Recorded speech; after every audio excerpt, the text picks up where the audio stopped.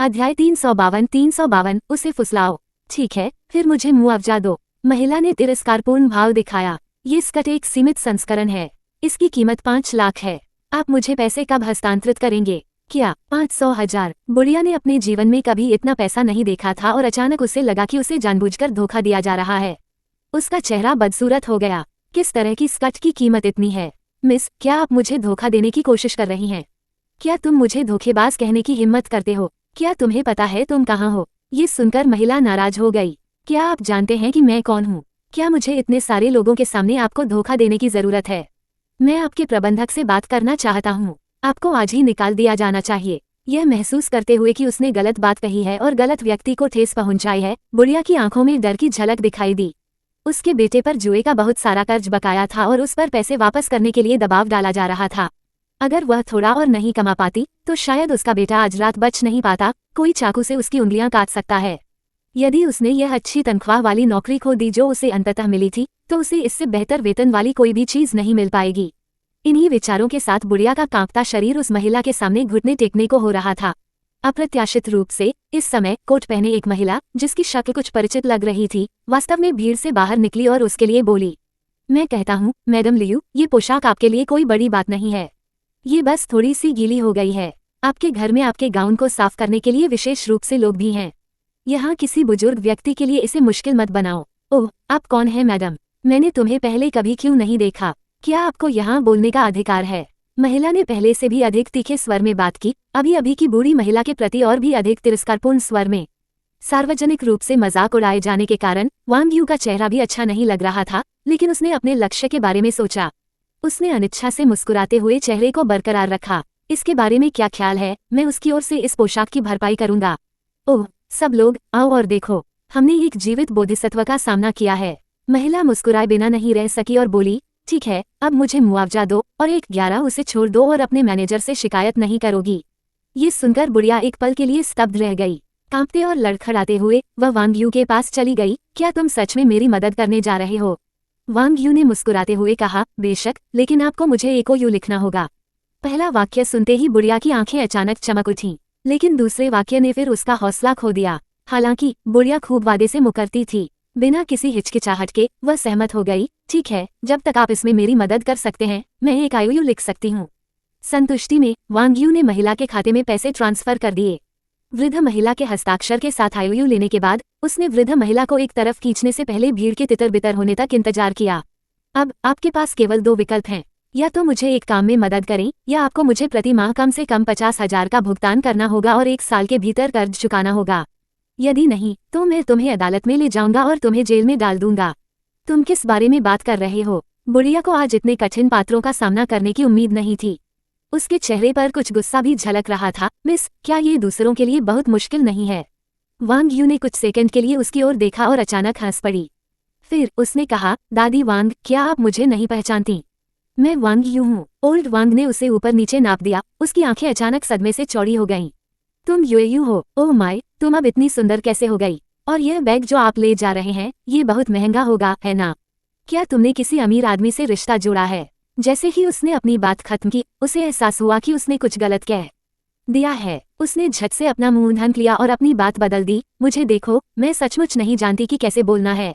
एक अमीर आदमी के साथ संबंध बनाना असंभव। आप अपने आप ही सफल हो गए होंगे। मुझे उम्मीद नहीं थी कि आप इतने सफल होंगे। मैं वास्तव में आपके लिए खुश हूँ। वांग यू को इस बात की बिल्कुल भी परवाह नहीं थी कि ओल्ड वांग ने क्या कहा। वह आज विशेष रूप से ओल्ड वांग को खोजने के लिए पहाड़ी विला में आई थी। उसे ओल्ड वांग के लिए एक महत्वपूर्ण काम करना था, लेकिन उससे पहले वांग यू ने ओल्ड वांग को थोड़ा डराने का फैसला किया। आपकी उम्र में आप अभी भी पहाड़ी विला में सफाईकर्मी के रूप में काम क्यों कर रहे हैं? क्या आपका बेटा आपका समर्थन नहीं करता? वांग यू झू नान के साथ स्थिति को अच्छी तरह से जानता था। उसने जानबूझकर यह सवाल पूछा। ओल्ड वांग को नहीं पता था कि वो क्या सोच रही थी। उसका प्रश्न सुनकर वह अवचेतन रूप से अपने बेटे को छुपाना चाहती थी। नहीं, मैं घर पर खाली नहीं रह सकता। मेरे बेटे ने बहुत पैसा कमाया है। वास्तव में भले ही आपने अभी मेरी मदद नहीं की हो, जब तक मैं मेरे बेटे को फोन करता वो तुरंत पैसे भेज देता। वो महिला अभी अभी सोचती थी कि वो कुछ खास है, यह नहीं जानती थी कि मेरा बेटा अब एक बड़ा बॉस है, एक बड़ा मालिक, बहुत अधिक कर्ज वाला एक बड़ा जुआरी ऐसा ही होता है। वांग यू ने अपने दिल में व्यंग्य किया, लेकिन सतह पर वह गहरी मुस्कुराई। मुझे पता था कि नंदन सफल होगा। चूंकि यह मामला है तो उसने अभी मुझे पैसे हस्तांतरित कर दिए हैं। हमारे दोनों परिवारों को भविष्य में अधिक बार एक साथ रहने दें।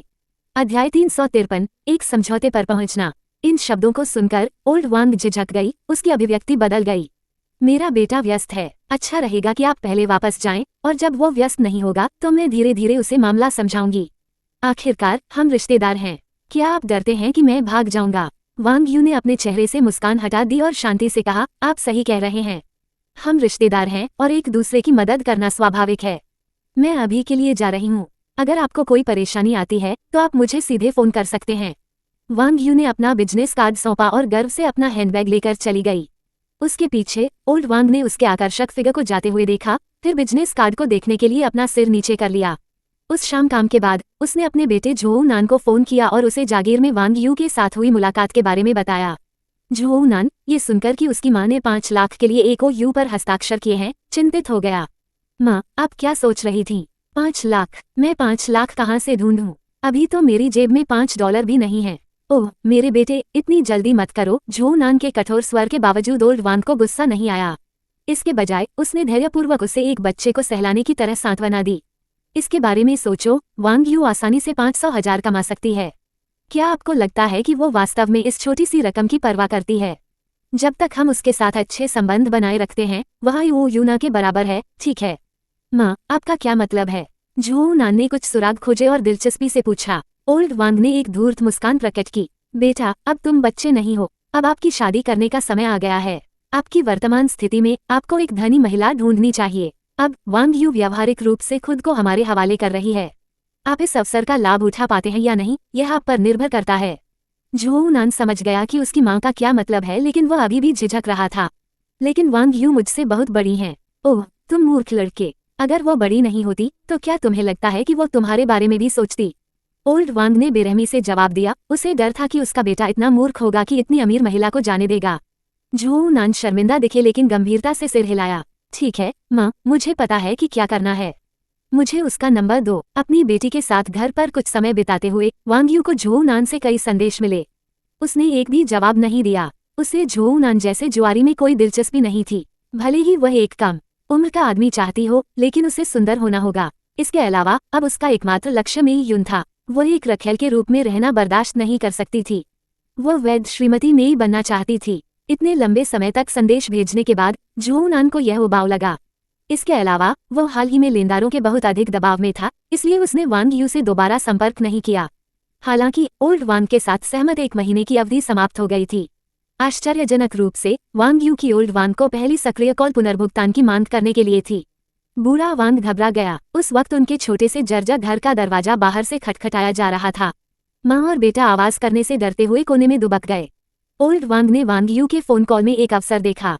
यू ओल्ड वांग ने इस जीवन रेखा को पकड़ लिया और जितना संभव हो सके अपनी आवाज कम करने के लिए अपना मुंह ढक लिया।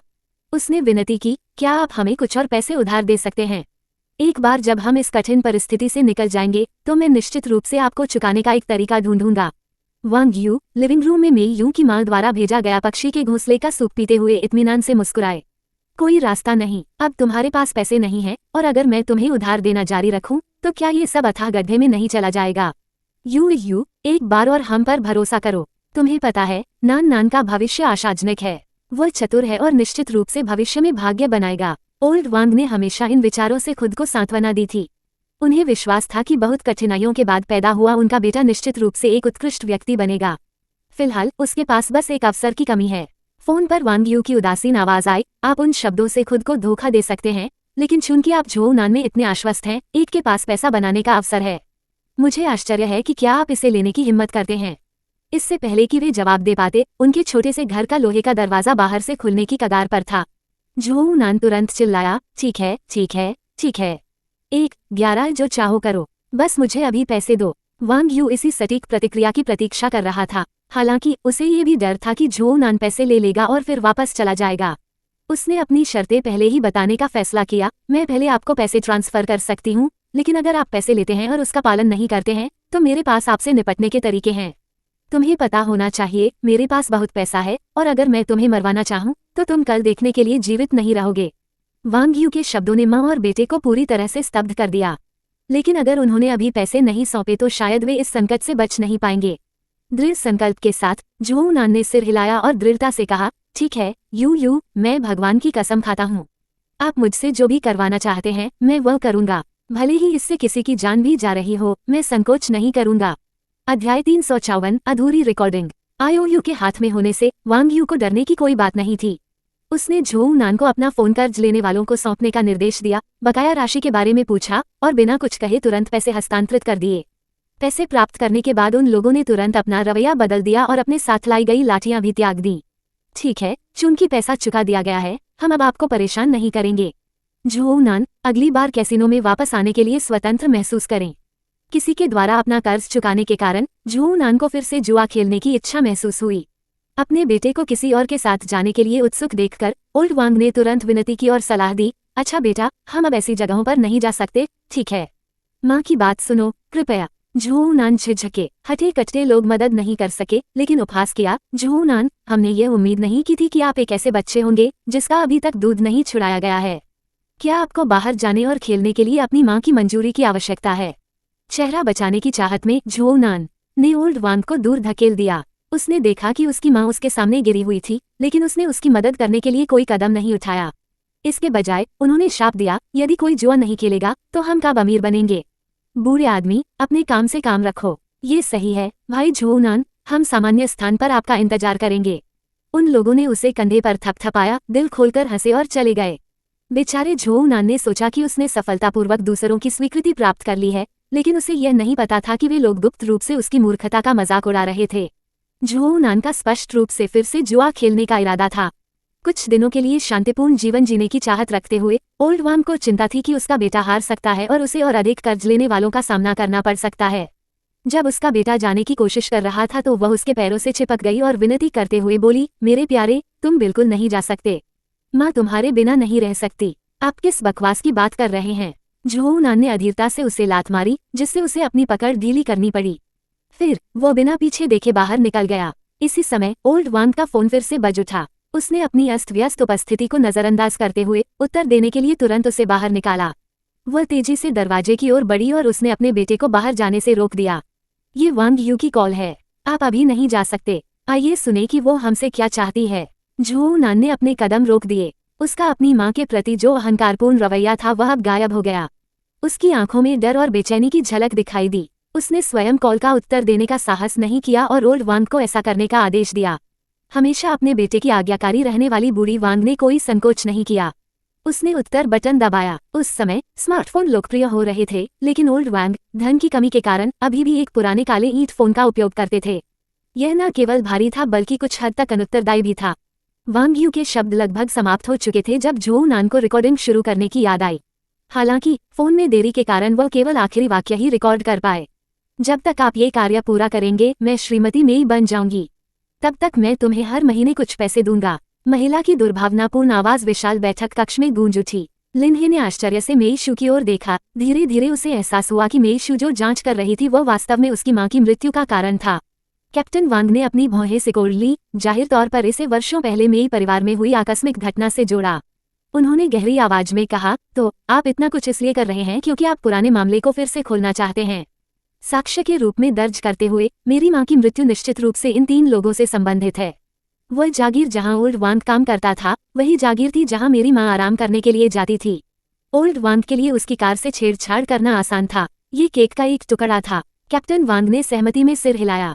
ये सच है, लेकिन इतने साल हो गए हैं।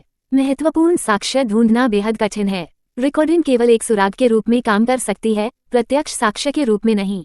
इसके अलावा ये रिकॉर्डिंग ये निर्दिष्ट नहीं करती है कि वांग यू ने ओल्ड वांग और उसके बेटे को क्या करने के लिए कहा था। मेई शू भी इस तर्क को समझती थी, लेकिन कुछ चीजें ऐसी थी जिन्हें वो कभी नहीं छोड़ेगी, चाहे कितनी भी मुश्किल क्यों न हो। मैं उस समय विला से सभी निगरानी वीडियो तक पहुंचना चाहता हूँ। पुलिस स्टेशन में बैकअप होना चाहिए, है ना? मेई शू की आंखें तीव्र घृणा और आशा से चमक उठीं। कैप्टन वांग ने संकोच नहीं किया और अपना फोन निकाल लिया। वह बालकनी में गया, सिगरेट जलाई, फोन पर किसी से बात की, सिगरेट बुझाई और वापस लौट आया। यह अभी भी उपलब्ध है। मैंने आपसे वादा किया था कि आप निगरानी वीडियो पुनः प्राप्त करने के लिए पुलिस स्टेशन वापस जाएं और देखें कि क्या कोई अनदेखा विवरण है, लेकिन आपको मुझसे वादा करना होगा कि जब तक मैं आपसे संपर्क न करूं, तब तक कोई भी जल्दबाजी में कदम न उठाएं। एक मां की मृत्यु का प्रतिशोध किसी को अपनी तर्कसंगतता खोने के लिए पर्याप्त था। कैप्टन वांग को चिंता थी कि मेई शू कुछ अपूरणीय कार्य कर सकती है और अपनी जान दे सकती है। ठीक है, मेई शू ने संकोच नहीं किया और तुरंत सहमत हो गई। जब तक अत्यंत आवश्यक न हो, वह उन अरुचिकर तरीकों का सहारा नहीं लेना चाहती थी। इसके अलावा उसने पुलिस की शक्ति का लाभ उठाने की उम्मीद में जानबूझकर आज कैप्टन वांग को आमंत्रित किया था। उनकी बातचीत के माध्यम से मेई शू देख सकता था कि कैप्टन वांग वास्तव में एक दुर्लभ अच्छे पुलिस वाले थे। उसने उस पर भरोसा किया। मेई शू के आश्वासन के साथ कैप्टन वांग अंततः मन की शांति के साथ चले गए। एक बार पुलिस स्टेशन में वापस आने पर वह व्यक्तिगत रूप से निगरानी फुटेज की जांच करने गए। अध्याय 355 संघर्ष। स्थिति इस बिंदु तक आगे बढ़ चुकी थी और पहले से ही कुछ सुराग मौजूद थे। रिकॉर्ड की गई बातचीत सुनने के बाद मेई फैंग की आंखों में गुस्सा आ गया। ये सब उस महिला के लालच के कारण था कि उनकी मां उस ठंडी पहाड़ी सड़क पर हमेशा के लिए आराम करते हुए अपना बहुमूल्य जीवन बलिदान करने वाली थी। मेई यान और मेई जिंग की आंखें नफरत से भरी थीं। केवल मेई ही भ्रमित दिखे। वह मेई यान की आंखों के कोने पर आंसू पोंछने के लिए आगे बढ़ा। उसकी अभिव्यक्ति खाली और कोमल थी, लेकिन अगले ही पल मेई यान ने उसका हाथ जबरदस्ती हटा दिया। गलती से हल्की सी आवाज के साथ मेज के किनारे से टकरा गया। बहन, वो औरत अब जेल में है, उसके रिहा होने में कितना समय बाकी है? मैं उसे सीधे मारने का इंतजार नहीं कर सकता। यान आवेगी मत बनो, मेई फेंग ने तर्क के साथ बोलते हुए अपने सीने में भारी नफरत को दबा दिया। पुलिस पहले से ही इस मामले की जांच में हमारी मदद कर रही है, इसलिए बेहतर होगा कि हम लापरवाही से इसमें शामिल न हों। यदि पुलिस वास्तव में प्रभावी होती तो मां की मृत्यु के बाद उसे दुर्घटनावश दुर्घटना का नाम नहीं दिया जाता। मेई यान गुस्से से चिल्लाया, हमें खुद मां से बदला लेना होगा। यान तुम्हें शांत होने की जरूरत है, मेई फेंग ने कहा। कोई कैसे शांत हो सकता है? मेई फेंग ने असहाय होकर उसकी ओर देखा। भले ही हम अब बदला लेना चाहते हैं, हमें पहले महत्वपूर्ण सबूत इकट्ठा करने की जरूरत है, अन्यथा वांग यू आसानी से अपना अपराध स्वीकार नहीं करेगी। मेई यान अंततः चुप हो गई, लेकिन उसके बुरी तरह कांपते कंधों पर लाखों शिकायतों का बोझ लग रहा था। अंत में उसने अपनी बंद मुट्ठियां खोल दी, निराशा में अपना सिर नीचे कर लिया और चला गया। उन्होंने खुद को बहुत छोटा होने के लिए दोषी ठहराया। प्राथमिक विद्यालय के छात्र के रूप में उनके पास वित्तीय संसाधनों और कनेक्शन दोनों का अभाव था। वह अपने समय से मुक्त नहीं था, अपनी बहन की तरह सबूत खोजने के बारे में कुछ करने में असमर्थ था। उनकी उम्र में अकेले बाहर जाने पर अपहरण होने का भी खतरा रहता था। अंततः वो बहुत बेकार था। इस तरह सोचते हुए मेई यान निराश भाव से चली गई। इसी समय एक दबी हुई कराह अचानक बगल से आई। मेई यान ने आश्चर्य से देखा। मेई ने अपनी उंगलियों को कसकर भींच लिया था। उसके होंठ बैंगनी नीले हो गए थे, जिनमें से खून की पतली धारियां निकल रही थीं। जियो हे, स्पष्ट रूप से मेई यान अकेली नहीं थी जिसने इस विसंगति पर ध्यान दिया। मेई शू के कान तेज थे। जब उसने आवाज सुनी, जियो हे, तुम्हें क्या हुआ? वह जल्दी से मेई हे के पास चली गई। वह धीरे से मेई हे की उंगलियों को उसके जिद्दी नियंत्रण से मुक्त करने की कोशिश करते हुए बैठ गई, लेकिन मेई वह दूसरों को अपनी उंगली देखने देने के लिए अनिच्छुक था। उसे चोट पहुंचाने की चिंता में मेई शू ने उसका हाथ छोड़ दिया और उसके सिर पर हाथ फेरने लगा। जियो हे, डरो मत, बहन को देखने दो, ठीक है? अन्यथा हम सब तुम्हारे बारे में बहुत चिंतित होंगे। मेई वह संघर्ष कर रहा है अचानक बंद हो गया। उसकी नज़र कई लोगों के चिंतित चेहरों पर पड़ी और उसके चेहरे पर अपराधबोध और दर्द की तीव्र भावना दिखाई दी। हर कोई देख सकता था कि वह असामान्य व्यवहार कर रहा था।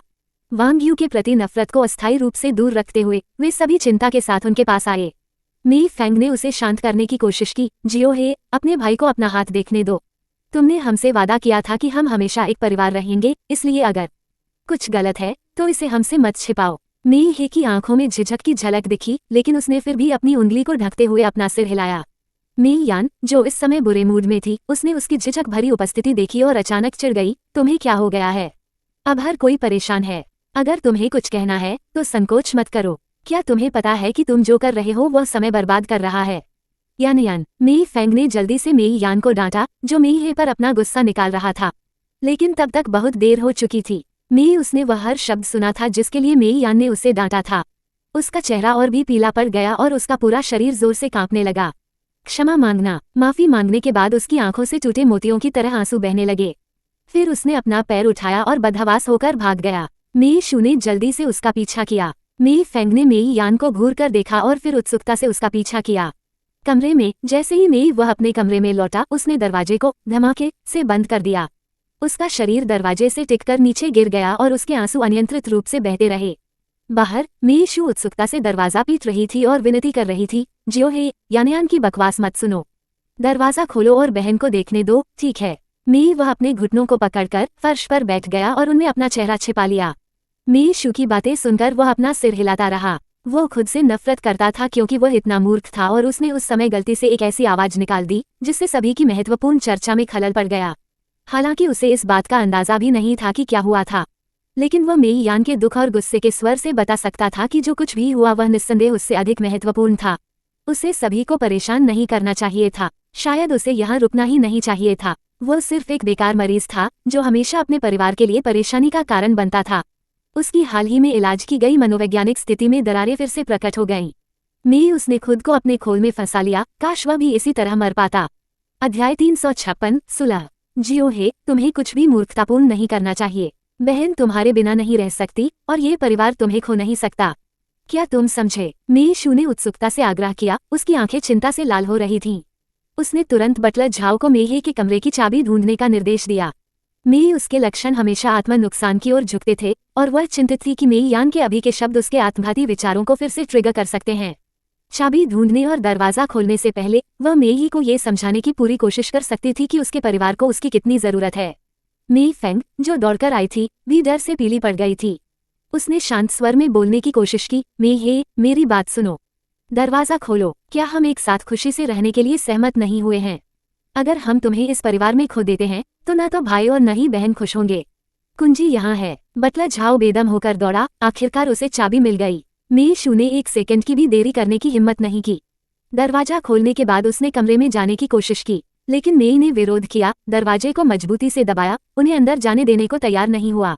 बहन नहीं, कृपया। जियो, वह ठीक है। बहन व्यस्त है। जियो हे, अपनी बहन को देखने दो, ठीक है, जब तक मैं सुनिश्चित कर लूं कि तुम ठीक हो। 11 बजे चले जाओ। मेई शू ने यथासंभव धीरे से सहलाया। हालांकि उसके पास ताकत थी, फिर भी उसने अब इसका उपयोग करने की हिम्मत नहीं की।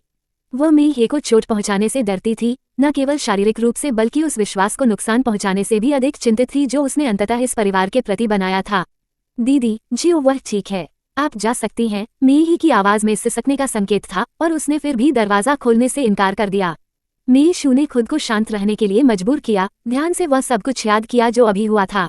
अचानक उसे कुछ समझ आया और फुसफुसाया, जियो हे, क्या आप अपने भाई और बहन की चर्चा को प्रभावित करने से डरते हैं? दरवाजे के खिलाफ मेई की हरकत से वो ठिठक गया और उसकी सिसकियां तेज हो गईं। बहन, मेरी बात का बुरा मत मानना। क्या कुछ ऐसा था जो मेई शू को अब समझ नहीं आया? वह कड़वाहट से मुस्कुराई और बोली, जियो हे, तुम्हारी बहन के लिए इस दुनिया में तुमसे ज्यादा महत्वपूर्ण कुछ भी नहीं है। बहन तुम्हें कुछ भी नहीं होने देगी। क्या तुम्हें विश्वास है कि तुम्हारी बहन सच में तुमसे प्यार करती है? मेई वह आश्चर्य से घूर रहा था, उसकी आंसू भरी आंखें दरवाजे की दरार से मेई शू की दृढ़ दृष्टि से मिल रही थीं। एक बार फिर मेई शू ने एक एक शब्द करके कहा, जियो हे की भलाई अब बहन के लिए सबसे महत्वपूर्ण चिंता है। जियो हे, बहन तुम्हें खो नहीं सकती, कृपया दरवाजा खोलो, ठीक है। मेई शू की गंभीर विनती के तहत मेई ने अंततः विरोध करने की ताकत खो दी। जैसे ही उसका हाथ ढीला हुआ, मेई शू ने सफलतापूर्वक दरवाजा खोल दिया। वह आगे बढ़ी और मेई हे को गले लगाते हुए कहा, मुझे क्षमा करें, जियो हे। बहन को तुम्हारी भावनाओं का बेहतर ख्याल रखना चाहिए था। अब बहन को अपनी उंगली पर घाव देखने दो, ठीक है। उसने धीरे से मेई हे को छोड़ा, नीचे झुकी और ध्यान से उसकी घायल उंगली को पकड़ लिया। सबसे पहले मेई हे को थोड़ा संघर्ष करना पड़ा, वह अपना हाथ अपने पीछे छिपाना चाहता था, लेकिन मेई शू की नज़र बहुत अधिक केंद्रित थी, जिससे वह एक पल के लिए अपनी हरकतें भूल गया। वह चुपचाप वहीं खड़ा रहा, उसका दिमाग शून्य था, यहाँ तक कि आत्महत्या का प्रयास करने का विचार भी बिना किसी निशान के गायब हो गया। मेई हे की उंगली संयोगवश टेबल के कोने से टकरा गई थी। यह अब नीले और बैंगनी रंग का एक बड़ा धब्बा था, यहाँ तक कि जोड़ों पर भी कुछ सूजन थी। उसका शरीर हमेशा कुपोषित था, असाधारण रूप से कमजोर, उसकी हड्डियों पर कोई अतिरिक्त मांस नहीं था। कोई भी चोट बहुत धीरे धीरे ठीक होगी, और अब उसकी उंगली ऐसी स्थिति में होने के कारण ये कल्पना करना कठिन था कि यह कितना दर्दनाक होगा।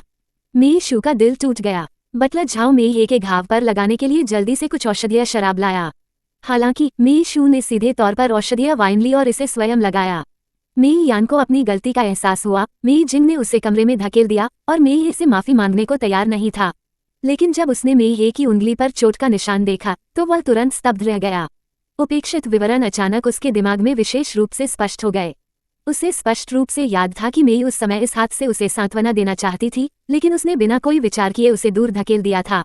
तो ये वही था जिसने उसे इतनी गंभीर चोट पहुंचाई। यह उसकी गुस्से वाली डांट थी जिसके कारण मेई हे को आत्मग्लानि और शर्मिंदगी का सामना करना पड़ा, जिससे फिर से भागने की इच्छा पैदा हुई। मेई यान ने अपना हाथ उठाया और खुद को थप्पड़ मारा। मेई उसकी पुतलियां सिकुड़ गईं और वह जल्दी से मेई यान को रोकने के लिए आगे बढ़ा। नहीं, अपने आप को चोट मत पहुंचाओ। भाई, मुझे क्षमा करें। मेई यान ने अपना सिर नीचे कर लिया, उसकी आंखों से आत्मदोष के आंसू गिर रहे थे। मेई वह अवचेतन रूप से अपने आंसू पोंछने के लिए आगे बढ़ा, लेकिन आधे रास्ते में उसे याद आया कि मेई यान ने उसे पहले ही दूर कर दिया था। इस डर से कि कहीं उसके भाई को उसका स्पर्श नापसंद न हो जाए, वह बीच में ही रुक गया, इस सोच में कि क्या उसके भाई को उसका स्पर्श नापसंद होगा। मेई यान, जो कुछ देर से अपना सिर झुकाए इंतजार कर रहा था, उसे अचानक मेई हे की हरकतों का एहसास हुआ। उसने मेई हे का हाथ पकड़ा और उसे अपने सिर पर रखते हुए आज्ञाकारी ढंग से कहा, भाई, यानयान जानता है कि वह गलत था। यानयान फिर कभी तुम पर चिल्लाएगा नहीं। यानयान को नापसंद मत करो, ठीक है। छोटे बच्चे की आवाज में अभी भी थोड़ा बचकानापन था। मेई वह एक पल के लिए स्तब्ध रह गया, फिर मुस्कुराया, भाई यानयान को नापसंद नहीं करता। यानयान मेरा छोटा भाई है और बड़ा भाई हमेशा यानयान का ख्याल रखेगा। अध्याय 357 किसी पुराने मित्र से मुलाकात। मेई हे की मनोवैज्ञानिक समस्याओं के बावजूद उन्होंने कभी भी अपने छोटे भाई को किसी भी गलत काम के लिए दोषी नहीं ठहराया। मेई यान के दिल में अपराधबोध तेज हो गया। खुद को एक परिपक्व लड़का मानते हुए वह अब अपनी भावनाओं पर नियंत्रण नहीं रख सका और मेई हे की बाहों में फूट फूट कर रोने लगा। भ्रमित और असमंजस में पड़े मेई हे को पता नहीं था कि उसके भाई के साथ क्या हो रहा है। लाल आंखों से उसने पूछा, यानयान, रो मत। क्या भाई ने कुछ गलत कहा? भले ही मेई ही मनोवैज्ञानिक समस्याओं से ग्रस्त था, अब उसे अपने भाई को सांत्वना देनी थी। मेई यान को अपना ही बुरा स्वभाव अधिक नापसंद होने लगा। भाई, ये तुम्हारी गलती नहीं है, ये यानयान की गलती है। अभी मेरा रवैया खराब था, मैं तुमसे माफी मांगता हूँ। यानयान की कोई गलती नहीं है। मेई उन्होंने जिद की। मेई फेंग दोनों भाइयों के आलिंगन के दृश्य को देखकर नर्म हो गए और उन दोनों को गले लगा लिया और सांत्वना देते हुए कहा, ठीक है, आप में से किसी की भी गलती नहीं है। चलो इस मामले को जाने दे, ठीक है। मेई ने सावधानी से अपनी आंखों से अपने भाई की राय मांगी। मेई यान ने मुस्कुराते हुए कहा, भाई, मैं तुम्हारी बात सुनूंगी। मेई ने खुशी से सिर हिलाया, अच्छा है, ये सब अतीत की बात है, चलो इसे फिर से न लाएं। हालांकि मेई यान से बड़े थे, लेकिन अपनी लंबी बीमारी के कारण वह लोगों से कम ही बात करते थे। इसके परिणामस्वरूप उनके बोलने का वर्तमान तरीका कुछ हद तक अजीब हो गया। इस वजह से उन्होंने स्कूल में कभी भी लोगों से बातचीत नहीं की। धीरे धीरे उन्हें अकेले रहने की आदत हो गई और वह भूल गए। लेकिन घर लौटकर उसे सचमुच महसूस हुआ कि उसका परिवार उससे प्यार करता है। इसलिए वो शिकायतों को दूर करने और जल्दी से इस परिवार में एकीकृत होने की कोशिश कर रहा था। मेई शू और अन्य परिवार के सदस्य थे जिन्हें वह प्यार करता था। इस प्यारे से छोटे से संघर्ष के बाद उनकी मां की मृत्यु की सच्चाई पर उनका गुस्सा और दुख बहुत कम हो गया था, लेकिन जो करने की जरूरत थी वह अभी भी किया जाना था। हर दिन स्कूल के बाद मेई शू जांच की प्रगति के बारे में पूछताछ करने के लिए कैप्टन वान को फोन करती थी। हाई स्कूल का वरिष्ठ वर्ष शीघ्र ही अंतिम 100 दिवसीय उल्टी गिनती में प्रवेश कर गया। एक दिन जब स्कूल की छुट्टी थी, मेई शू स्कूल के गेट पर वेन मियाओ को विदाई देने वाली थी। अप्रत्याशित रूप से जब उसने ऊपर देखा तो उसने एक आदमी को देखा। उसने कभी नहीं सोचा था कि वह यहाँ मिलेगी। उसने मेई शू को भी देखा और उसकी उदास आंखों में खुशी की झलक दिखाई दी। अनजाने में वो कुछ कदम करीब चला गया। मेई शू, क्या आप अच्छा कर रहे हैं? लू यान, जिसने इस दृश्य को दूर से देखा, भावहीन होकर अपना फोन उठाया और उस दृश्य की तस्वीर ली जहां दोनों ने एक दूसरे को देखा और मुस्कुराए। मेई शू भी उसे देखकर बहुत खुश हुई। यह एक ऐसी दोस्त थी जिसके साथ ग्रामीण इलाकों में उसकी बहुत कम बनती थी। उसकी आंखें आश्चर्य से भरी थीं। चू रुई, तुम यहाँ क्यों हो? क्या तुम कॉलेज के लिए बीजिंग नहीं गए थे? चू रुई ने मुस्कुराते हुए कहा, स्कूल में छुट्टी है, इसलिए मैं आपसे मिलने आया हूँ। ये शहर में मेरा पहला मौका है। क्या आप खाली होने पर मुझे अपने साथ ले जा सकते हैं? बिल्कुल। मेई शू मुस्कुराए और उसे अपनी कार तक ले गई। फिर उसने एक रेस्तरां का सुझाव दिया जिसमें वह अक्सर जाती थी और ड्राइवर को उन्हें वहां ले जाने को कहा। मेई शू अभी भी उनसे यहाँ मिल पाने पर आश्चर्यचकित थी। विरोध करने में असमर्थ, उसने पूछा, तुम्हें कैसे पता चला कि मैं यहाँ स्कूल जाती हूँ? मुझे याद है कि अभी कॉलेज की छुट्टी का समय नहीं है ना? चू रुई रहस्यमय तरीके से मुस्कुराई, दरअसल किसी ने मुझे बताया। उन्होंने कहा कि आप हाल ही में कठिन समय से गुजर रहे हैं। और इस बिंदु पर चू रुई रुक गई और अचानक विषय बदल दिया। इसे भूल जाओ, चलो इस बारे में बात न करें। जब आप चले गए तो मुझे चिंता थी कि मेरे परिवार में आपका जीवन अच्छा नहीं होगा। दुर्भाग्य से आपने उस समय वो फोन स्वीकार नहीं किया जो मैं आपको देना चाहता था, इसलिए हमारे पास एक दूसरे से संपर्क करने का कोई रास्ता नहीं था। मेई शू समझ गई कि वह कुछ बातें सामने नहीं लाना चाहता, इसलिए उसने आगे दबाव नहीं डाला।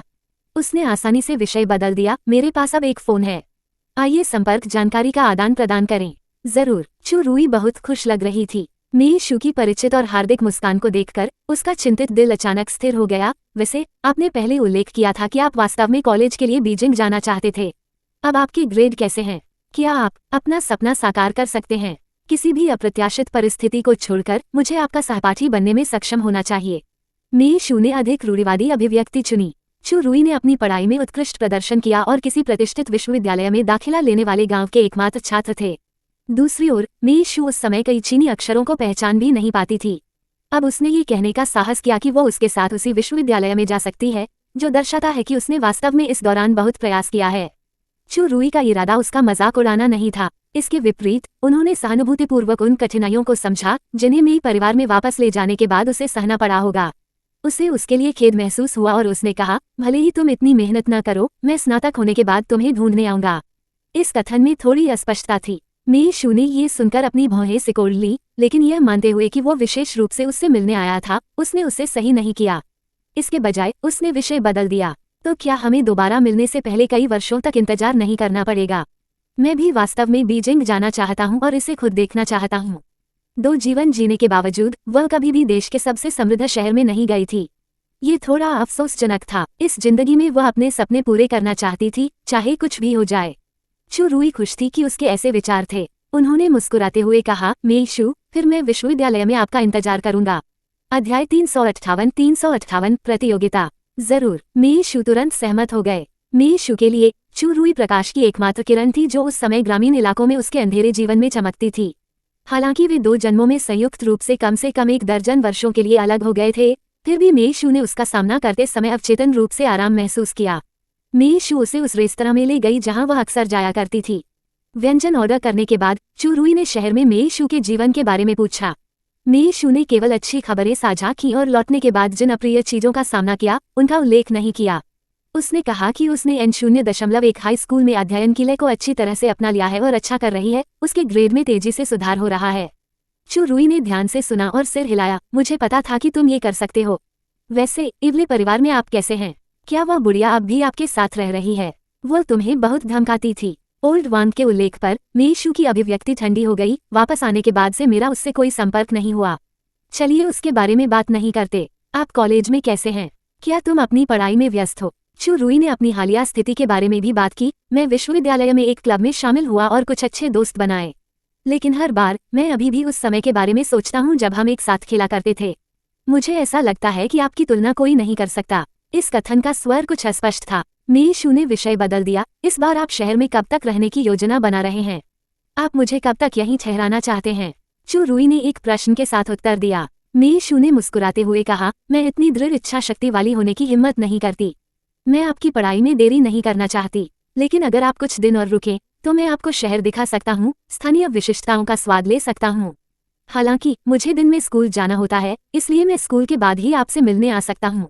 चू रुई ने लापरवाही से पूछा, मैं कुछ दिन रुकूं तो कैसा रहेगा? मैंने 3 दिन की छुट्टी ली है, साथ ही सप्ताहांत, ये 5 दिनों के लिए पर्याप्त है। मी शू अपनी आंखें चौड़ी किए बिना नहीं रह सकी। क्या तुमने जानबूझकर यहाँ आने के लिए छुट्टी ली है? क्यों? क्योंकि किसी ने कहा कि आप निजी तौर पर किसी और के साथ प्रतिबद्ध होने वाले हैं। चू रुई ने अपने दिल में इसके बारे में सोचा और अपनी निगाहें मी शू पर टिका दी, लेकिन जब उन्होंने बात की तो उन्होंने स्वर बदल दिया। मैं बस एक ब्रेक लेना चाहता था, कुछ तनाव दूर करना चाहता था और देखना चाहता था कि तुम कैसे कर रहे हो। चिंता मत करो, ये सिर्फ स्कूल वर्ष की शुरुआत है और मैं इतना व्यस्त नहीं हूँ। 3 दिन की छुट्टी लेना कुछ भी नहीं है। मी शू ने अंततः आराम किया और उन दोनों ने बातें करना जारी रखा। उन्हें इस बात का एहसास नहीं था कि बाहर का आकाश अंधेरा हो रहा था। मी शू ने ड्राइवर को उसे अपने आवास पर वापस ले जाने का सुझाव दिया। चू रुई उसके साथ अधिक समय बिताने को तैयार थी। वो बिल चुकाने के लिए फ्रंट डेस्क पर गया और फिर दोनों साथ साथ रेस्तरां से बाहर चले गए। हालांकि जब वे दरवाजे पर पहुंचे तो मी शू की कार कहीं नहीं दिखी। मी शू हैरान होकर ड्राइवर को फोन करके पूछने ही वाली थी कि क्या कार कहीं और पार्क की गई है। हालांकि इससे पहले कि वह डायल कर पाती, उसकी नज़र पास में खड़ी एक परिचित काली कार पर पड़ी। वह तुरंत समझ गई कि क्या हो रहा है। उसने अवाक भाव प्रकट किया। चू रुई को नजरअंदाज करते हुए उसने उसे अकेला छोड़ दिया और कार की ओर चल दी। कार के पास रुककर उसने दरवाजे को हल्के से थपथपाया। कार की खिड़की नीचे लुढ़कने के बाद लूसी का भावहीन चेहरा सामने आया। क्या तुम मेरा पीछा कर रहे हो? मी शू ने भौहें चढ़ाकर ठंडे स्वर में पूछा। लूसी ने उसकी ओर देखा, कुछ नहीं कहा और चू रुई पर अपनी ठंडी निगाह डाली। वो कौन है? मी शू के उत्तर की प्रतीक्षा किए बिना चू रुई मुस्कुराते हुए उसके पास आई और उसका अभिवादन किया। नमस्कार, मैं ग्रामीण इलाकों से शुए का बचपन का दोस्त हूँ। मेरा नाम चू रुई है, आपसे मिलकर अच्छा लगा। लूसी ने उसे तिरस्कारपूर्ण दृष्टि से देखा, कार का दरवाजा खोला और मेई शू से कहा, अंदर आओ, मैं तुम्हें घर ले जाऊंगा। मैं पहले अपने दोस्त को भेजना चाहता हूँ। मेई शू ने हिलने का कोई इरादा नहीं दिखाया। लूसी का चेहरा ठंडा हो गया और उसने गहरी आवाज में कहा, क्या वह एक वयस्क व्यक्ति है? उसे आपको भेजने की जरूरत है। चू रुई ने जल्दी से कहा, शुए, अगर तुम्हें इस सज्जन पर भरोसा है तो वह तुम्हें घर ले जाए। मैं अकेले वापस जा सकता हूँ। तुम्हें मेरे बारे में चिंता करने की जरूरत नहीं है। हालांकि मेई शू ने धीरे से अपना सिर हिलाया, नहीं, मैं तुम्हें भेज दूंगी। जैसा उसने कहा था वैसा करते हुए उसने लूसी की ओर देखा और चली गई। लूसी निराश होकर कार से बाहर निकली। उसने तुरंत कहा, तुम दोनों अंदर आओ, मैं तुम दोनों को वापस ले जाऊंगा। मेई शू अंततः रुक गया। मेई शू के अचानक फैसले से आश्चर्यचकित चू रुई मेई शू की अभिव्यक्ति पर एक नजर चुराते हुए मुस्कुराया और कहा, फिर मैं इस सज्जन को परेशान करूंगा। शुए और मेरे पास अभी भी बात करने के लिए बहुत कुछ है। वह कार में बैठ गया और लूसी के पास आगे वाली यात्री सीट पर बैठने के अलावा कोई विकल्प नहीं था। पिछली सीट पर केवल मेई शू और चू रुई थे। पुराने परिचितों के रूप में जिन्होंने लंबे समय से एक दूसरे को नहीं देखा था, उनके पास बात करने के लिए बहुत कुछ था और विषय अंतहीन लग रहे थे। सामने बैठा लूसी सुनते सुनते और अधिक क्रोधित होता गया। क्या वे सिर्फ बचपन के साथी नहीं थे जो एक साथ बड़े हुए थे? क्या उसे देखकर इतना खुश होना था? जब वो उसके साथ थी तो उसके पास कहने के लिए इतना कुछ क्यों नहीं था? इस सज्जन को शुआ के बारे में कैसे पता चला? वो हमसे बहुत बड़ा दिखता है। आप दोस्त कैसे बने? चू रुई ने प्रतीत होता है कि लापरवाही से विषय को वापस लूसी पर पुनर्निर्देशित कर दिया। अध्याय 359 स्थिति पलटना। किसी को अपनी उम्र का जिक्र सुनकर लूसी का चेहरा और भी भद्दा हो गया। मेई शू ने किसी की लगभग धुआं उगलती पीठ की ओर देखा, बमुश्किल अपनी मुस्कान रोकी।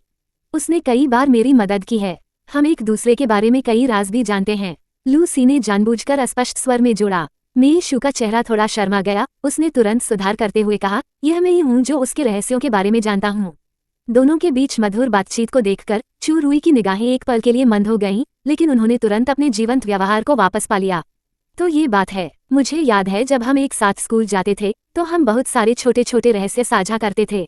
शुए, क्या तुम्हें याद है जिस समय तुमने कहा कि तुम्हें भूख लगी है, मैंने तुम्हारे लिए कुछ स्वादिष्ट भोजन खरीदा। रास्ते में तुम्हें भूख से चक्कर आने लगे तो मैंने तुम्हें अपनी पीठ पर लाद लिया, परंतु तुम मेरी पीठ के बल सो गए और तुम्हारी लार मेरे कंधे पर भी टपकी।